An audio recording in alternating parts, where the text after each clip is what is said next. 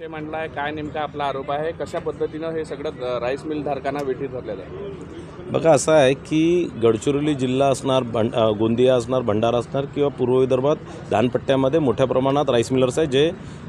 हे धान भरडायचं काम करत असतात आणि निश्चितच त्यामध्ये काही चुका होतात, काही भ्रष्टाचारही या संदर्भात झालेला आहे, काही भ्रष्टाचाराचे आरोपसुद्धा झालेले आहे। मी सुद्धा या संदर्भातले अनेक आरोप मागील काळात केलं होतं, यामध्ये अनेक सुधारणासुद्धा झालेल्या आहेत। पण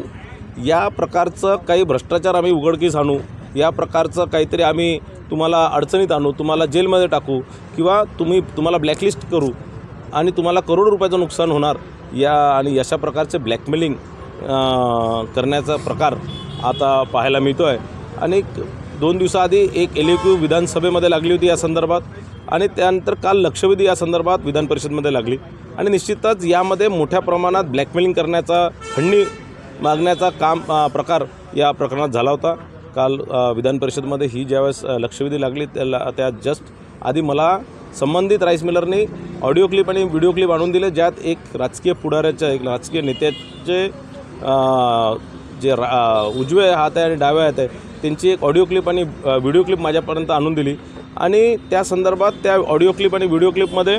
त्या लोकांचे संभाषण आहे, त्याला धमकून राहिले की तुम्ही आमच्या पक्षाचं काम नका करू किंवा तुम्ही आमच्या पक्षात काम नका करू किंवा विधानसभेमध्ये तुम्ही आमच्या पक्षाचं काम काय केलं, तुम्ही आमचं काय केलं आणि त्या संदर्भातलं पैशाचंही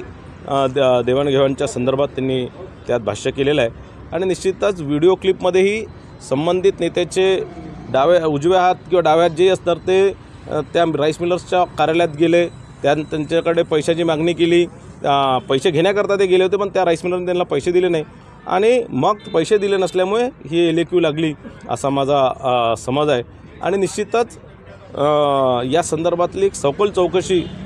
करण्याचं मी सभागृहात मांडणी केलेली आहे। या संदर्भातलं एक ऑडिओ क्लिप आणि व्हिडिओ क्लिपची एक कॉपी मी माननीय फडणवीस साहेबांना दिली आहे। त्यांनी निश्चितच या संदर्भात कारवाई करण्याचं त्यांनी मला सांगितलं आणि त्यांनीच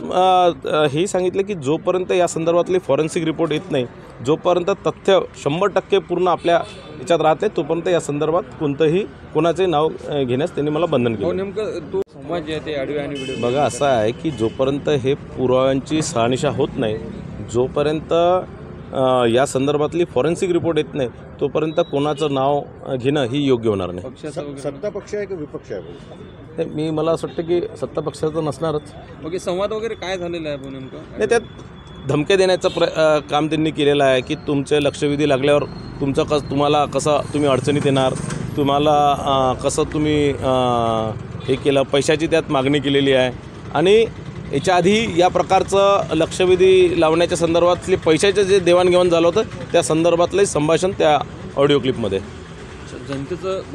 प्रश्न मांडण्याचं व्यासपीठ असं जे आहे ते विधान परिषद किंवा विधानसभेला पाळतं, अशा पद्धतीने पैशाची मागणी कितपत योग्य आहे तुमचं काय? नाही, हे तर एकदम चुकीचं आहे। आम्हाला जनतेमधनं जे विधानसभेच्या आमदारांना निवडून देतो की आम्ही विधान परिषदमध्ये जे आम्हाला जनतेच्या आशीर्वादाने आम्ही येतो,